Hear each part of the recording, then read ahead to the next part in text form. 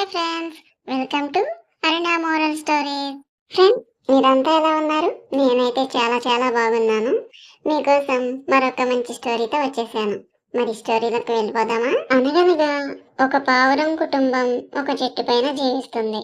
ఒకసారి తల్లి పావురం చాలా గుడ్లను పెట్టింది. ఆ గుడ్లన్నీ పొదిగి చిన్న చిన్న పావురాల పిల్లలు బయటకు వచ్చాయి. ఆ చిన్న పావురాల పిల్లల్లో ఒక పావురం పిల్ల అంగవైకల్యంతో బయటకు వచ్చింది.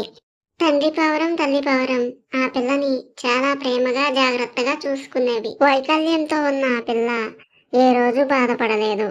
వాళ్ళ అమ్మా నాన్న ప్రేమతో హ్యాపీగా ఉంది. ఆ పిల్లకి తన తల్లే ఆహారాన్ని తీసుకెళ్లి ప్రేమగా తినిపించేది.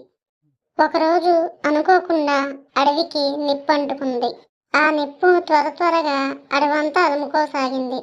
అడవిలో జంతువులు పక్షులు ప్రాణభయంతో తమ నివాస స్థానాలను వదిలి వెళ్లిపోసాగాయి. ఆ విషయం తెలుసుకున్న తన తండ్రి పావురం తన పిల్లల ప్రాణాలు రక్షించుకోమని అరవసాగాడు. ఆ మాటలు విన్న తల్లి పావురం బాధ నిండిన స్వరంతో ఈ విధంగా అంది. మనం ఈ అంగవైకల్యం గల పావురం పిల్లని వదిలి ఎలా వెళ్ళగలం? కనీసం దానికి నడక కూడా రాదు.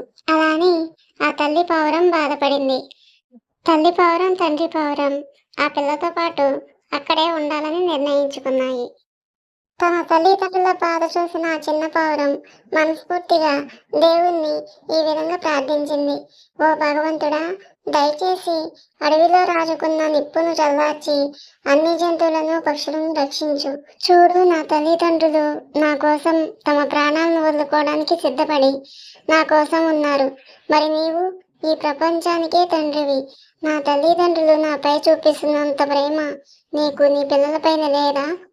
ఆ చిన్న పావురం ఇలా ప్రార్థించిన కొంతసేపటికి అకస్మాత్తుగా అడవిని ముంచేసే విధంగా వర్షం రావటం ప్రారంభమైంది. ఆ వర్షానికి అడవిలో రాజుకున్న నిప్పంతా చల్లారిపోయింది. పిల్లలు, ఈ స్టోరీ కనుక నచ్చితే నా ఛానల్ని సబ్స్క్రైబ్ చేయండి, షేర్ చేయండి, లైక్ చేయండి.